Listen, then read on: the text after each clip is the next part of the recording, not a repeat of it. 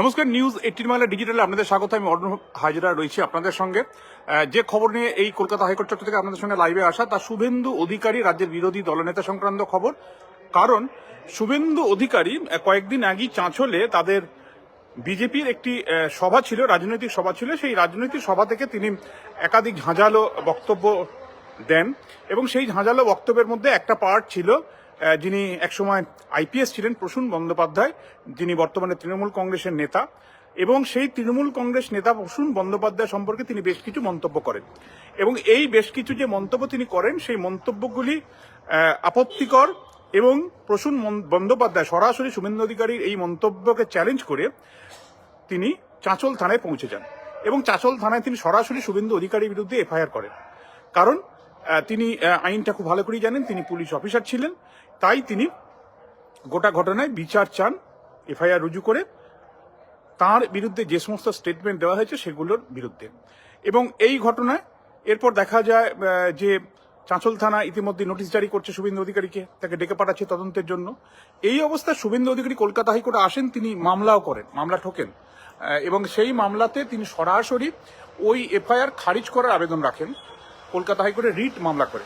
এবং শুভেন্দু অধিকারী বলেন যে তার কাছে ভিডিও ফুটেজ রয়েছে, যে ভিডিও ফুটেজে দেখা যাচ্ছে যে থানার মধ্যে ওসির চেয়ারে এই তৃণমূল কংগ্রেস নেতা তিনি বসে আছেন এবং তার প্রভাবে এফআইআর হয়েছে, তার বিরুদ্ধে এফআইআর হয়েছে। এই ঘটনা এফআইআর কেন খারিজ হবে না, এরকম একাধিক তার বক্তব্য ছিল। একই সঙ্গে তিনি যে মন্তব্য করেছেন সেটা বিতর্কিত নয় বলে তার যুক্তি।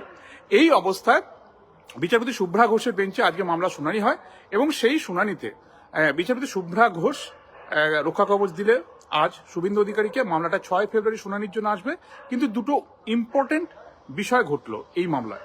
এক, পুলিশের যে এফআইআর রুজু হয়েছিল, পুলিশের সেই তদন্ত কিন্তু বন্ধ থাকবে না, পুলিশ তাদের তদন্ত চালিয়ে নিয়ে যাবে। তবে শুভেন্দু অধিকারীকে থানায় ডেকে পাঠানো যাবে না, থানায় পুলিশের জিজ্ঞাসাবাদের মুখোমুখি বসানো যাবে না। যদি একান্তই প্রয়োজন হয় শুভেন্দু অধিকারীর বয়ান এক্ষেত্রে, তাহলে শুভেন্দু অধিকারীকে ভার্চুয়াল মাধ্যমে তার সাথে কথা বলতে হবে পুলিশকে। এই নির্দেশ পাশাপাশি যেহেতু 6 ফেব্রুয়ারি এই মামলাটি ফের শুনানির জন্য রয়েছে, ফেব্রুয়ারি মাসের প্রথম সপ্তাহে রয়েছে, এর মধ্যে শুভেন্দু অধিকারীর বিরুদ্ধে কোন রকম কড়া পদক্ষেপ করা যাবে না, এমনটাও কিন্তু নির্দেশে জানিয়েছে কলকাতা হাইকোর্ট।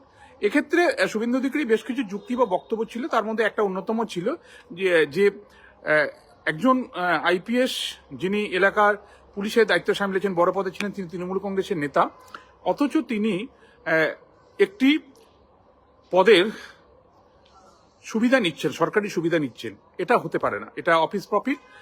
এই ধরনের ব্যক্তি, এই ধরনের তিনি একটি জায়গার লিগ্যাল অ্যাডভাইজারও রয়েছেন।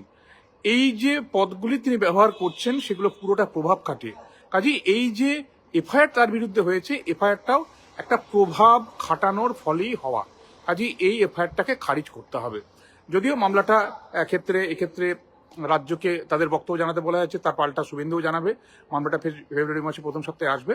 তবে আপাতত শুভেন্দু অধিকারীর চাঁচল থানার এই মামলায় কোনো রকম ভয়ের কিছু নেই, কোনো কড়া পদক্ষেপের কোনো আশঙ্কা নেই।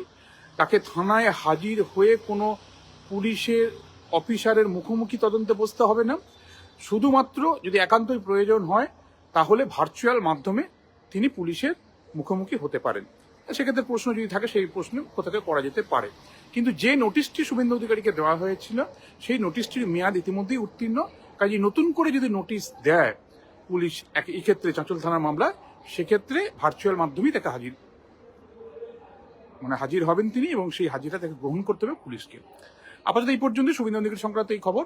আর আরো একাধিক মামলা তার রয়েছে। সেই মামলা যেমন চন্দ্রকোনার মামলা, তার কনভয়ে হামলার অভিযোগ বিজেপির, এমনটা মামলা পাল্টা মামলা, কিছু মামলা এফআইআর কোয়াশ করার মামলা। সেই খবর নিশ্চয়ই কালকে বা অন্যদিন এলে আমি আপনাদের আপডেট দেওয়ার চেষ্টা করব। তবে সাম্প্রতিক সময়ে একাধিক যে মামলাগুলি ছিল একযোগে বিচারপতি জয় সেনগুপ্ত সেগুলো ডিসপোজ আপ করেন।